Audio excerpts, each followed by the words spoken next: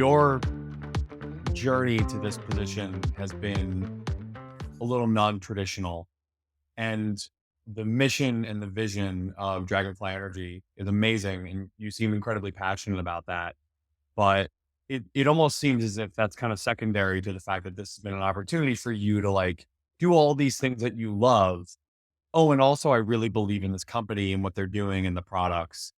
And you didn't get there by like the traditional sense of like, I don't know, whatever the linear path to the traditional CMO of a renewable energy company is. Like you kind of hustled a business in the creative space and storytelling and made video content for a lot of different things that had nothing to do with energy. And then one day, all of a sudden you turn around, you're in this completely new role.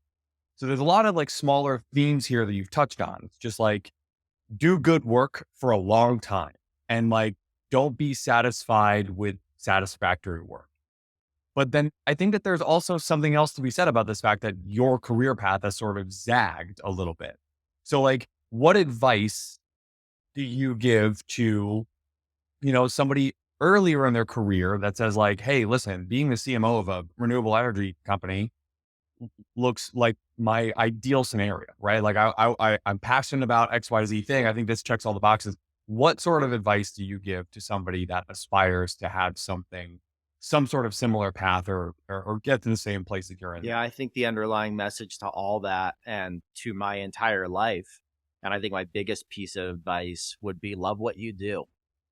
If you want to be successful in your job, you need to be passionate about it. You need to enjoy doing it. And that sometimes it doesn't look exactly what you think it does. I never thought, my passion would be, working in the clean energy industry, but I found an opportunity that wasn't, I wouldn't have taken it if I wasn't passionate towards it.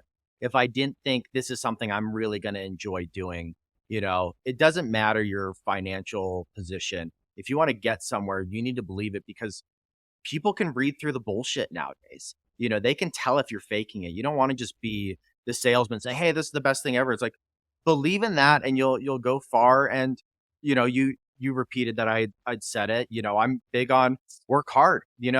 Times have changed, and that attitude is going away. We see it a lot in the workforce now. Is that really great work ethic is a lot more rare. So cut through the competition with working harder than everybody else and staying humble through the process. Everybody wants that instant gratification nowadays. They want to be the boss after working somewhere for 6 months. It takes time, and learn from every opportunity, learn from every mistake, every success. That's what I did. When we talk about me, not having, a degree in this, I was learning for the last 15 plus years. So even though I wasn't in school, I was always watching, on a film set. Anybody that's been in the film world, you hustle, you go, go, go. And then you sit around for 2 hours, while the director goes through scenes with the actors. When you're that low level crew member, I would sit there and I'd watch, hey, what is the lighting guy doing? What's he looking at? What's the director doing? What are the actors doing between takes? And that goes to, I think, every industry, as you're working your way up, see what people do that you think you can take, or you think maybe that's not something you should do. But there's lessons everywhere, and then just back it up with good work ethic and treat people right, and you'll get there.